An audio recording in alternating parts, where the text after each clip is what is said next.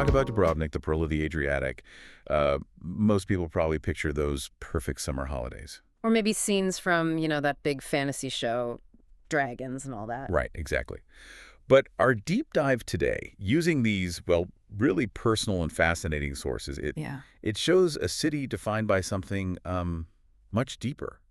Resilience. Monumental resilience. Yeah, this place has seen it all. Fires, earthquakes, pandemics, and more recently, actual war. And what's different here, I think, is the source material itself. It's not just a history book. Not at all. It's written by someone with a really deep personal tie to Dubrovnik.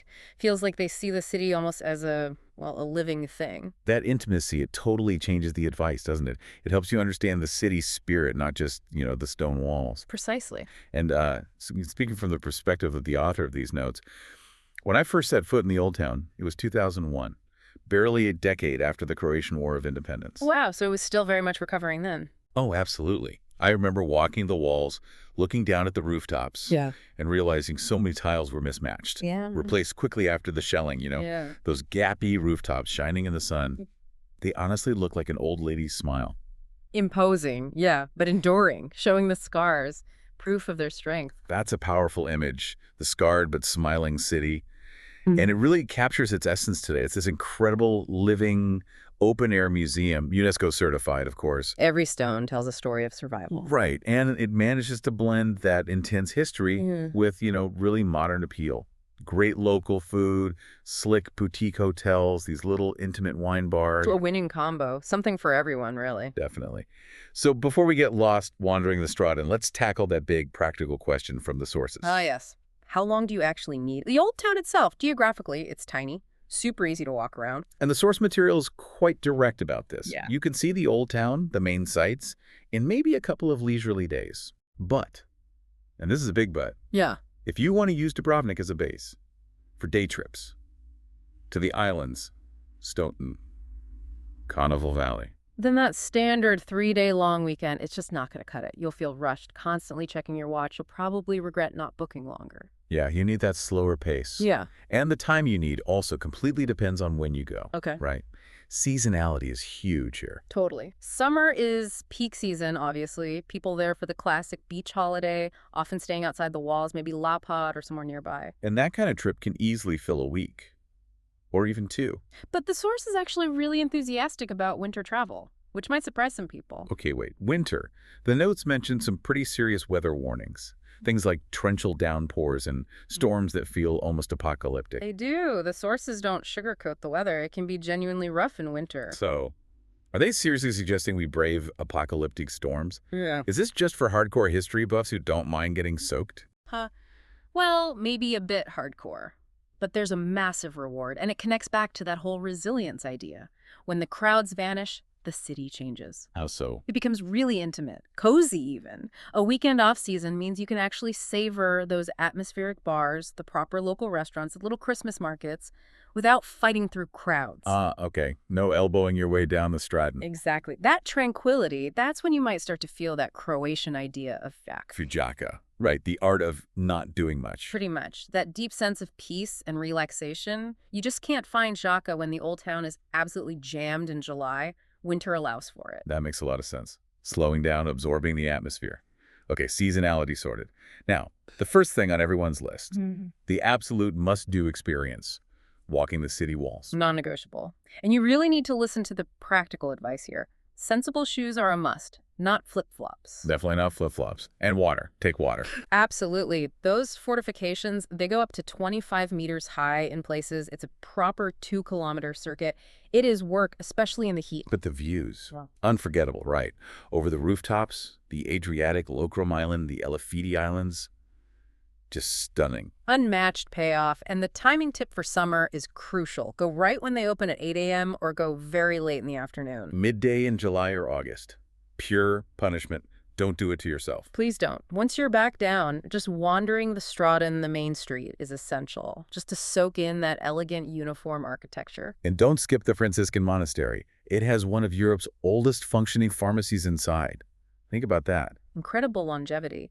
And then, as evening approaches, the source suggests Buja Bar. Ah, the Cliff Bar. Yeah, dramatically built right into the cliffs below the walls. Perfect spot for a sunset beer watching the light change over the sea. Okay, let's dig into the history a bit more.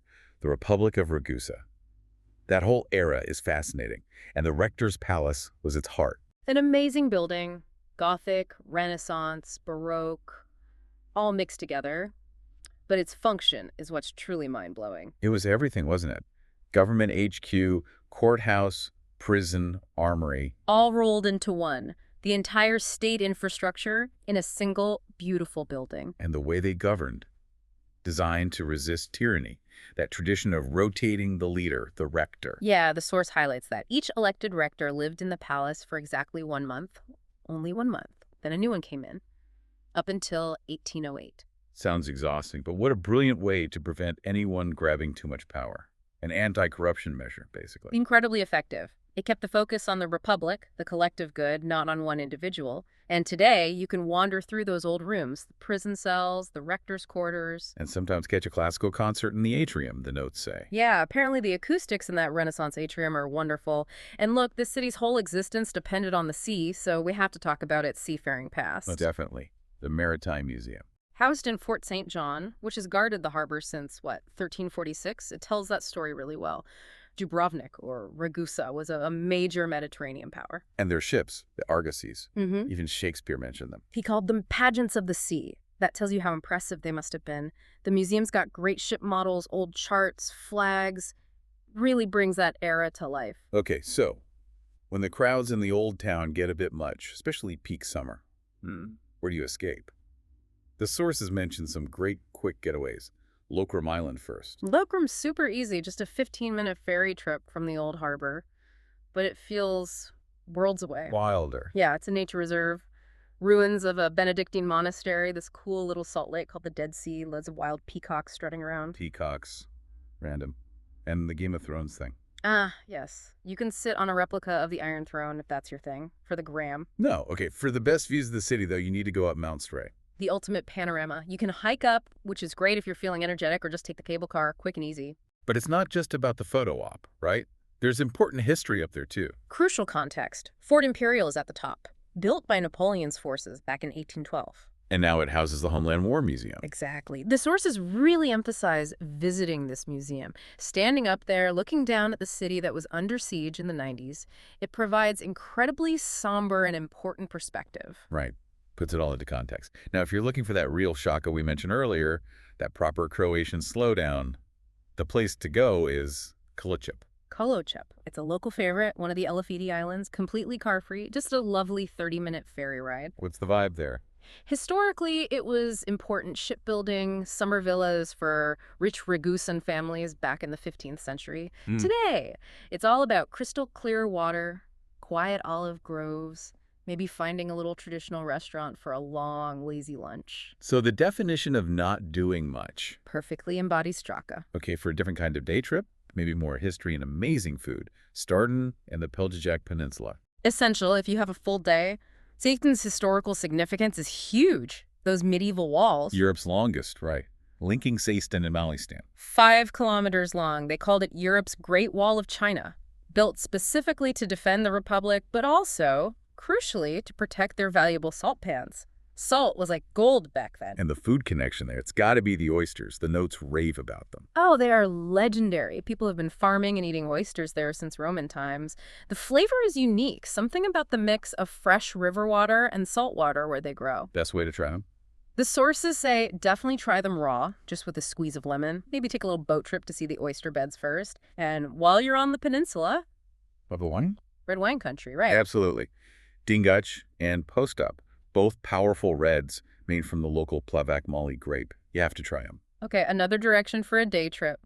South, towards Montenegro, the Konavle Valley. Yeah, Konavle offers something different again. Less dramatic stone, more rural culture, tradition. The agricultural heartland. It's sort of the breadbasket, yeah. Lots of traditional villages, old stone mills. You can even find working silk farms. It's a much slower pace of life. Any local drinks to look out for there? Definitely try a chilled Konavle rosé, perfect on a warm day. Oh, or look for Malvasia. Ah, the local white grape, Dubrovnika Malvasia. That's the one, a really unique, prized local variety, very different from Italian Malvasians. And for a real cultural hit, the sources suggest visiting Elafiti village on a Sunday. Yeah, specifically on Sunday mornings in summer.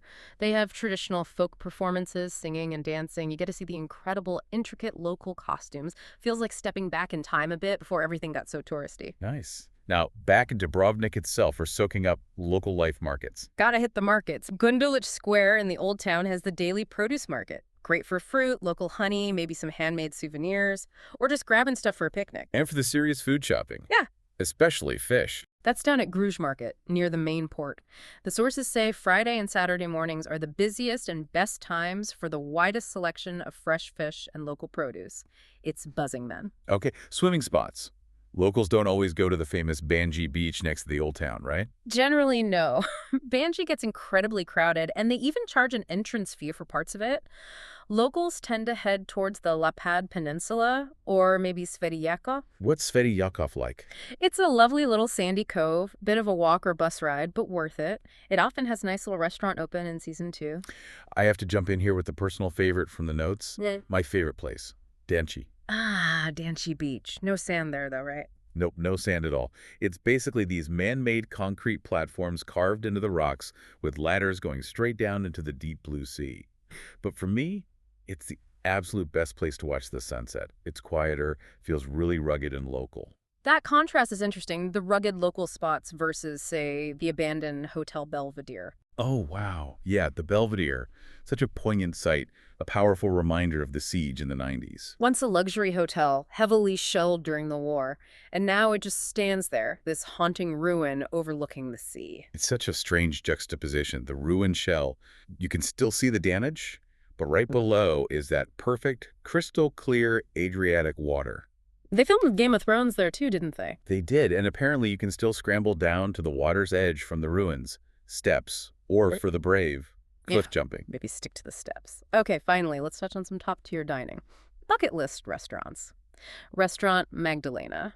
Tucked away on the rooftop of the Pucic Palace Hotel, the notes praise its intimate vibe, the focus on traditional recipes, and pairing dishes with those great local wines like the Dubrovnika Malvasia, all in a Baroque chapel setting, apparently. Sounds special.